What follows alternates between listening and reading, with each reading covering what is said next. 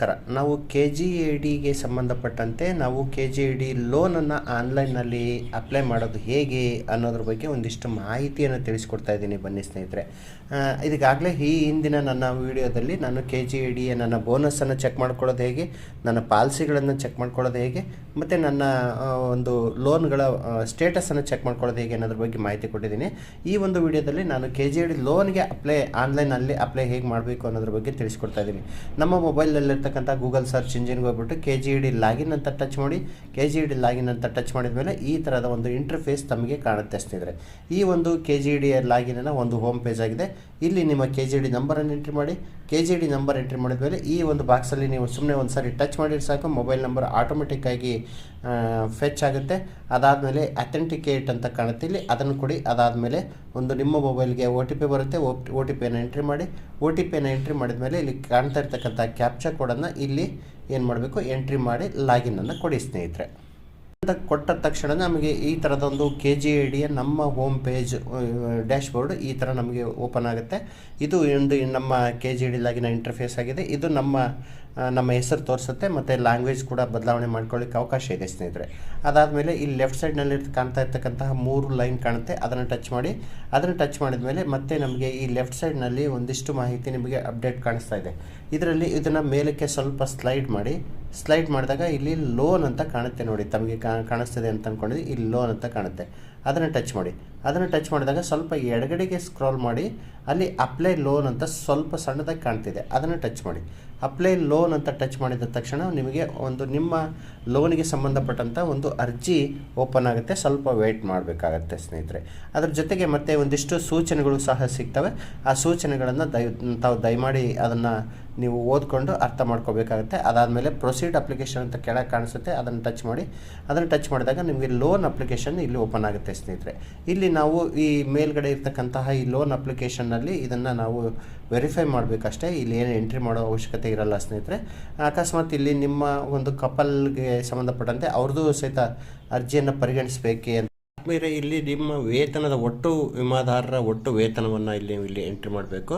ಅದಾದಮೇಲೆ ಒಟ್ಟು ನಿಮ್ಮ ವೇತನದ ಕಟಾವಣೆ ಎಷ್ಟು ಅಂತ ಇಲ್ಲಿ ಎಂಟ್ರಿ ಮಾಡಬೇಕು ಸ್ನೇಹಿತರೆ. ಅದಾದಮೇಲೆ ಆಟೋಮೆಟಿಕ್ಕಾಗಿ ನಿವ್ವಳ ವೇತನ ನಿಮಗೆ ಡಿಸ್ಪ್ಲೇ ಆಗುತ್ತೆ. ಅದ್ರ ಬಗ್ಗೆ ನೀವೇನು ಎಂಟ್ರಿ ಮಾಡೋ ಅವಶ್ಯಕತೆ ಇಲ್ಲ. ವಿಮಾದಾರನ ಸಾಲದ ಕಂತಿನ ಮೊಬಲಗು ಎಷ್ಟು ಅಂದರೆ ಈ ಕಂತಿನ ಸಾಲದ ಮೊಬಲಗು ಎಷ್ಟು ಅಂತ ಇಲ್ಲಿ ಡಿಸ್ಪ್ಲೇ ಆಗುತ್ತೆ. ಅಂದರೆ ಪ್ರತಿ ತಿಂಗಳಿಗೆ ನಾವು ಎಷ್ಟು ಸಾಲವನ್ನು ಅಸಲನ್ನು ಕಟ್ಟಲಿಕ್ಕೆ ಮತ್ತು ಏನು ಲೋನ್ ಪ್ರೀಮಿಯಮ್ ಇರುತ್ತಲ್ಲ ಅದನ್ನು ಕಟ್ಟೋದು ಎಷ್ಟು ಅಂತ ನಮಗೆ ಇಲ್ಲಿ ಗೊತ್ತಾಗುತ್ತೆ ಸ್ನೇಹಿತರೆ. ಈ ಒಂದು ಅಮೌಂಟ್ಗೆ ತಕ್ಕಂತೆ ನಾವು ಲೋನನ್ನು ಇಲ್ಲಿ ಸ್ಯಾಂಕ್ಷನ್ ಮಾಡ್ಕೊಳ್ಬೇಕಾಗತ್ತೆ. ಅದಾದಮೇಲೆ ನೆಕ್ಸ್ಟು ಇಲ್ಲಿ ಒಟ್ಟು ಎಷ್ಟು ಕಂತು ಅಂತ ನಾವು ಸೆಲೆಕ್ಟ್ ಮಾಡ್ಕೊಳ್ಳಿಕ್ಕೆ ಅದನ್ನು ಟಚ್ ಮಾಡಿ. ಅಲ್ಲಿ ನಮಗೆ ಮ್ಯಾಕ್ಸಿಮಮ್ 40 ಇದೆ, ನಿಮ್ಗೆ ಎಷ್ಟು ಬೇಕು ಅಂತ ಸೆಲೆಕ್ಟ್ ಮಾಡ್ಕೊಳ್ಳಿ. ಅದಾದಮೇಲೆ ಇಂಟ್ರೆಸ್ಟ್ ಇನ್ಸ್ಟಾಲ್ಮೆಂಟ್ ಎಷ್ಟು ಅಂತ ನೀವು ಸೆಲೆಕ್ಟ್ ಮಾಡ್ಕೊಳ್ಬೇಕಾಗತ್ತೆ.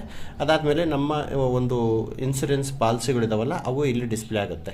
ಅಲ್ಲಿ ನಮಗೆ ಚೆಕ್ ಬಾಕ್ಸ್ ಕಾಣುತ್ತೆ. ಆ ಚೆಕ್ ಬಾಕ್ಸನ್ನು ನೀವು ಟಚ್ ಮಾಡಬೇಕಾಗತ್ತೆ. 3 ವರ್ಷದ ಮೇಲಿನ ಎಲ್ಲ ಪಾಲಿಸಿಗಳ ಮೇಲೆ ನೀವು ಲೋನ್ಗೆ ಅಪ್ಲೈಯನ್ನು ಮಾಡಬೇಕಾಗತ್ತೆ. ಒಂದು ಬಿಟ್ಟು ಒಂದನ್ನು ನಾವು ಲೋನ್ ಅಪ್ಲೈ ಮಾಡಲಿಕ್ಕೆ ಬರಲ್ಲ ಸ್ನೇಹಿತರೆ. ಈಗ ಒಂದನ್ನು ಚೆಕ್ ಮಾರ್ಕ್ ಕೊಟ್ಟಿದ್ದೀನಿ, ಇಲ್ಲಿ ಜನ್ರೇಟ್ ಅಂತ ಬಂದಿದೆ, ಇದನ್ನು ಜನ್ರೇಟ್ ಮಾಡಬೇಕಾಗತ್ತೆ. ಜನ್ರೇಟ್ ಮಾಡಿದಂಥ ಸಂದರ್ಭದಲ್ಲಿ ನಿಮ್ಗೆ ಏನಾಯಿತು, ನಮ್ಮ ಅದಕ್ಕೆ ಸಂಬಂಧಪಟ್ಟಂತೆ ಎಷ್ಟು ಈ ಒಂದು ಪಾಲಿಸಿ ಮೇಲೆ ನಮಗೆ ಎಷ್ಟು ಲೋನ್ ಸಿಗುತ್ತೆ ಅಂತ ನಮಗೆ ಡಿಸ್ಪ್ಲೇ ಆಗುತ್ತೆ ನೋಡಿ. ಎಲಿಜಿಬಿಲಿಟಿ ಲೋನ್ ಅಂತ ಕಾಣಿಸ್ತಾ ಇದೆ ಇಲ್ಲಿ.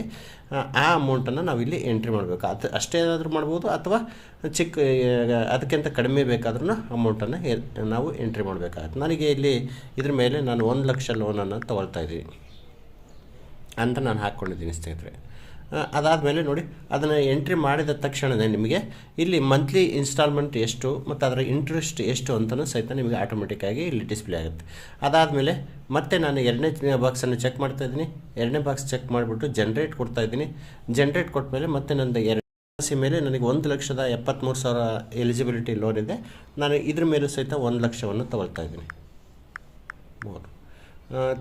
ನೋಡಿ. ಇಲ್ಲಿ ಇದನ್ನು ನಾನು ಬೇರೆ ಕಡೆಗೆ ಇದನ್ನು ಕರ್ಸರನ್ನು ಟಚ್ ಮಾಡಿದ ತಕ್ಷಣ ಇಲ್ಲಿ ನೋಡಿ ಇನ್ಸ್ಟಾಲ್ಮೆಂಟ್ ಎಷ್ಟು ಅಂತ ನನಗೆ ಆಟೋಮೆಟಿಕ್ಕಾಗಿ ಸಿಗುತ್ತೆ ನೋಡಿ. ಇದು 2,500 ಸಿಗುತ್ತೆ. ಇದರದ್ದು ಇಂಟ್ರೆಸ್ಟ್ ನಮಗೆ ಎಷ್ಟಾಯಿತು, ಅಲ್ಲಿಗೆ 2,000 ಆಯಿತು. ಅಲ್ಲಿಗೆ ಎಷ್ಟಾಯಿತು, 2,500 5,000 ಆಯಿತು. ನಾನು ಮ್ಯಾಕ್ಸಿಮಮ್ ಎಷ್ಟಿದೆ ಅಂತಂದರೆ ಇಲ್ಲಿ 10,000 ಒಟ್ಟು ಕಂತಿನ ಮೊಬೈಲ್ಗೆ ಎಷ್ಟು 10,000ವರೆಗೂ ನಾವು ಲೋನನ್ನು ತೊಗೊಳ್ಬೋದು. ಹಾಗಾಗಿ ನಾನು 3ನೇ ಲೋನನ್ನು ತೊಗೊಳ್ತಾ ಇದ್ದೀನಿ. 4ನೇ ಲೋನು ಟಚ್ ಮಾಡ್ತಾಯಿದ್ದೀನಿ. ಅಲ್ಲಿ ಟಚ್ ಮಾಡಿದ ಮೇಲೆ ಜನ್ರೇಟ್ ಅಂತ ಬಂದಿದೆ, ಜನ್ರೇಟನ್ನು ಕೊಡ್ತಾಯಿದ್ದೀನಿ ಸ್ನೇಹಿತರೆ. ಒಂದೊಂದೇ ಜನ್ರೇಟ್ ಕೊಡಬೇಕಾಗುತ್ತೆ. ಅದಾದಮೇಲೆ ಇದು ಜನ್ರೇಟ್ ಕೊಡ್ತಾಯಿದ್ದೀನಿ. ಅದಾದಮೇಲೆ ಇನ್ನೊಂದು ಉಳಿದಿದೆ, ಅದನ್ನು ಜನ್ರೇಟ್ ಕೊಡ್ತಾಯಿದ್ದೀನಿ. ಅಂದರೆ 3 ವರ್ಷ ಏನು ಪಾಲಿಸಿ ಇದ್ದಾವೆ ಅವುಗಳ ಎಲ್ಲದರ ಮೇಲೂ ನಾವು ಲೋನನ್ನು ತೊಗೊಳ್ಬೋದು. ಈಗ ನೋಡಿ, ನಾನು ಇದ್ರ ಮೇಲೂ ಸಹಿತ 1 ಲಕ್ಷ ನಾನು ತೊಗೊಳ್ತಾ ಇದ್ದೀನಿ. 3 ಹಾಗೆಯೇ ಇದ್ರ ಮೇಲೂ ಸಹಿತ 1 ಲಕ್ಷ ತೊಗೊಳ್ತಾ ಇದ್ದೀನಿ. 3 ಇದ್ರ ಮೇಲೂ 1 ಲಕ್ಷ ತೊಗೊಳ್ತಾ ಇದ್ದೀನಿ. ಅಲ್ಲಿಗೆ ಎಷ್ಟಾಯಿತು ನಂದು ಅಂತಂದರೆ ನೋಡಿ, ಅಷ್ಟು 2,500 ರೂಪಾಯಿ ಅಸಲು ಬರುತ್ತೆ. ಅಲ್ಲಿಗೆ 12,500 ರೂಪಾಯಿ ಆಯಿತು ನಂದು. ಎಷ್ಟು ನನ್ನ ಲೋನಿನ ಒಂದು ಇನ್ಸ್ಟಾಲ್ಮೆಂಟ್ ಪ್ರೀಮಿಯಮ್ 12,500 ಆಯಿತು. ಆದರೆ ನನಗೆ ನೋಡಿ, ಇಲ್ಲಿ ಅವಕಾಶ ಇರೋದೆಷ್ಟು 10,274ಕ್ಕೆ 10,274ಕ್ಕೆ ಮಾತ್ರ ಅವಕಾಶ ಇರೋದ್ರಿಂದ ಅದು ನಿಮ್ಮ ಲೋನು ಸ್ಯಾಂಕ್ಷನ್ ಆಗಲ್ಲ ಸ್ನೇಹಿತರೆ. ಹಾಗಾಗಿ ನಾನು ಇದು 1 ಲಕ್ಷ ಇದೆಯಲ್ಲ, ಅದನ್ನು ನಾನು ಏನು ಮಾಡ್ತೀನಿ, 50,000 ಅಂತ ಮಾಡ್ತೀನಿ. 50,000 ಮಾಡ್ತೀನಿ. 3 ಎಸ್, ಅಲ್ಲಿಗೆ ಎಷ್ಟಾಯಿತು, 11,200 ಆಯಿತು. ಇದನ್ನು ಸಹಿತ ಜಾಸ್ತಿ ಆಯಿತು. ಹಾಗಾಗಿ ನಾನು ಇದನ್ನು ಸಹಿತ ಒಂದು 50,000 ಮಾಡ್ತೀನಿ. ಏಕೆಂತಂದರೆ ಎಲ್ಲ ಪಾಲಿಸಿಗಳ ಮೇಲೆ ತಗೊಳ್ಳೇಬೇಕು, ಇಲ್ಲಾಂದರೆ ಅಲ್ಲಿ ಸ್ಯಾಂಕ್ಷನ್ ಮಾಡಲ್ಲ. ನೋಡಿ, ಇಲ್ಲಿ 10,000 ಆಯಿತು. ಈಗ ನಾವು ಲೋನಿಗೆ ಅಪ್ಲೈಯನ್ನು ಮಾಡ್ಬೋದು. ಎಲ್ಲಿ ನಾವು ನೋಡ್ತಾ ಇದ್ದೀವಿ, ಇಲ್ಲಿ 10,000 ರೂಪಾಯಿ ಆಯ್ತಲ್ವಾ. ಈ ಒಂದು ಸಾಲದ ಕಂತು ಏನಿದೆ ಇದಕ್ಕಿಂತ ಕಡಿಮೆ ಇರಬೇಕು. ಯಾವುದಕ್ಕಿಂತ ಇಲ್ಲಿ ಏನಿದೆ, ನನ್ನ ಸ್ಯಾಲ್ರಿ ವೇತನದ ಮಾಹಿತಿ ಇದೆಲ್ಲ, ಏನು ಅರ್ಹ ಸಾಲದ ಕಂತಿನ ಮೊಬೈಲಿಗಿದೆಲ್ಲ ಅದಕ್ಕಿಂತ ಕಡಿಮೆ ಇರಬೇಕು ಸ್ನೇಹಿತರೆ. ಹಾಗಾಗಿ ಅಷ್ಟಕ್ಕೆ ಬೇಕಾದ್ರೆ ನೀವು ಮಾಡ್ಕೊಳ್ಬೋದು. ಈ ರೀತಿ ಆದಮೇಲೆ ನಾವು ಮತ್ತೆ ಕೆಳಭಾಗಕ್ಕೆ ಬರ್ತಾಯಿದ್ದೀವಿ. ಇಲ್ಲಿ ಕೆಳಭಾಗಕ್ಕೆ ಬಂದಾಗ ನಿಮ್ಮ ಏನಾದರೂ ಹೊಂದಾಣಿಕೆಗಳು ಏನಾದ್ರು ಪೆಂಡಿಂಗ್ಸ್ ಅಲ್ಲಿದ್ವು ಅಂದರೆ ನಿಮಗೆ ತೋರಿಸುತ್ತೆ. ಅಕಸ್ಮಾತ್ ನೀವು ಏನೂ ಇಲ್ಲ ಅಂದರೂ ಸಹಿತ ಅವರೆಲ್ಲ ರೆಡಿ ಮಾಡಿ ನಿಮಗೆ ಕೊಡ್ತಾರೆ. ಅದಾದಮೇಲೆ ನಿಮ್ಮದು ಬ್ಯಾಂಕ್ ಡೀಟೇಲ್ಸ್ ಇಲ್ಲಿ ಡಿಸ್ಪ್ಲೇ ಆಗುತ್ತೆ. ಅದನ್ನು ಸಹಿತ ವೆರಿಫೈ ಮಾಡಬೇಕಾಗುತ್ತೆ. ನಿಮ್ಮ account number, recipient I D, bank name ಎಲ್ಲ ಇರುತ್ತೆ. ಅದನ್ನು ಸಹಿತ ವೆರಿಫೈ ಮಾಡಿ. ಅದಾದಮೇಲೆ ನಿಮ್ಮ ಒಂದು ಪರ್ಪಸ್ ಏನು, ಲೋನಿನ ಯಾವ ಉದ್ದೇಶಕ್ಕಾಗಿ ಲೋನನ್ನು ತಗೊಳ್ತಾಯಿದ್ರಿ ಅಂತ ನೀವು ಎಂಟ್ರಿ ಮಾಡಬೇಕಾಗತ್ತೆ. ನೀವು ಅದನ್ನು ಎಂಟ್ರಿ ಮಾಡಿಬಿಟ್ಟು ಇಲ್ಲಿ ಕೆಳಭಾಗದಲ್ಲಿ ಇರ್ತಕ್ಕಂಥ ಎಲ್ಲವೂ ಚೆಕ್ ಮಾರ್ಕ್ಸು ಇದ್ದಾವೆ. ಇವೆಲ್ಲವನ್ನು ಚೆಕ್ ಬಾಕ್ಸನ್ನು ಕೊಟ್ಟು ನೀವು ಏನು ಮಾಡಬೇಕಾಗುತ್ತೆ, ಇಲ್ಲಿ ಈ ಸೈನ್ ಆ್ಯಂಡ್ ಸಬ್ಮಿಟ್ ಅಂತ ಕಾಣುತ್ತೆ. ಇಲ್ಲಿ ಈ ಸೈನ್ ಆ್ಯಂಡ್ ಸಬ್ಮಿಟ್ ಅಂತ ಕೊಟ್ಟ ತಕ್ಷಣ ನಿಮಗೆ ಇದು ಸಬ್ಮಿಟ್ ಆಗುತ್ತೆ, ಸಕ್ಸಸ್ಫುಲಿ ಸೇವ್ಡ್ ಅಂತ ಬರುತ್ತೆ. ಅದಾದಮೇಲೆ ಒಂದು ನಿಮಗೆ ಆಧಾರ್ಗೆ ಸಂಬಂಧಪಟ್ಟಂಥ ಒಂದು ಪೇಜ್ ಓಪನ್ ಆಗುತ್ತೆ, ಇಂಟರ್ಫೇಸ್ ಓಪನ್ ಆಗುತ್ತೆ. ಆ ಒಂದು ಇಂಟರ್ಫೇಸ್ನಲ್ಲಿ ನಿಮ್ಮ ಒಂದು ಆಧಾರ್ ನಂಬರನ್ನು ಎಂಟ್ರಿ ಮಾಡಿಬಿಟ್ಟು ಗೆಟ್ OTP ಅಂತ ಕೊಡಬೇಕಾಗುತ್ತೆ. ಗೆಟ್ OTPಯನ್ನು ಕೊಟ್ಟ ಮೇಲೆ ಏನಾಗುತ್ತೆ, ನಿಮ್ಮ ಮೊಬೈಲ್ಗೆ ಆಧಾರ್ಗೆ ಸಂಬಂಧಪಟ್ಟಂತೆ ಲಿಂಕ್ ಆದಂಥ ಮೊಬೈಲ್ ನಂಬರ್ಗೆ ಒಂದು OTP ಬರುತ್ತೆ. ಆ ಒಂದು OTPಯನ್ನು ಎಂಟ್ರಿ ಮಾಡಿ ಫೈನಲ್ ಸಬ್ಮಿಟ್ ಕೊಟ್ಟರೆ ಅಂದರೆ ನಿಮ್ಮ KGID ಲೋನು ಅಪ್ಲಿಕೇಶನ್ ನಿಮಗೆ ಸಬ್ಮಿಟ್ ಆಗುತ್ತೆ. ಅದು ಎಲ್ಲಿಗೆ ಹೋಗುತ್ತೆ, BO ಕಚೇರಿಗೆ, ನಿಮ್ಮ ಏನು DDO ಕಚೇರಿ ಇರುತ್ತೆ ಆ ಕಚೇರಿಗೆ.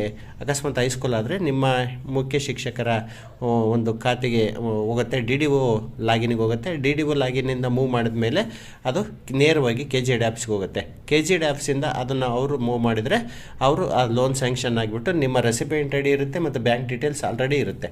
ಅದು ಅವರು ನೇರವಾಗಿ ನಿಮ್ಮ ಖಾತೆಗೆ ನಿಮ್ಮ ಲೋನ್ ಮೊತ್ತವನ್ನು ಜಮಾ ಮಾಡ್ತಾರೆ ಸ್ನೇಹಿತರೆ. ಈ ರೀತಿಯಾಗಿ ಲೋನ್ ಅಪ್ಲಿಕೇಶನನ್ನು ಆನ್ಲೈನ್ನಲ್ಲೇ ನೀವು ಸಬ್ಮಿಟ್ ಮಾಡಬೇಕು. ಮತ್ತು ಲೋನ್ ಅಪ್ಲಿಕೇಶನ್ ವ್ಯೂ ಅಂತ ಕಾಣುತ್ತೆ, ಅದನ್ನೊಂದು ಪ್ರಿಂಟೌಟ್ ಕೂಡ ತಗೊಳ್ಬೋದು. ಇಷ್ಟು ನೀವು ಲೋನನ್ನು ಈ ರೀತಿಯಾಗಿ ಆನ್ಲೈನ್ನಲ್ಲಿ ಅಪ್ಲೈ ಮಾಡ್ಬೋದು ಸ್ನೇಹಿತರೆ ಅನ್ನೋದ್ರ ಬಗ್ಗೆ ಮಾಹಿತಿ ಕೊಟ್ಟಿದ್ದೀನಿ. ಎಲ್ರಿಗೂ ನಮಸ್ಕಾರ.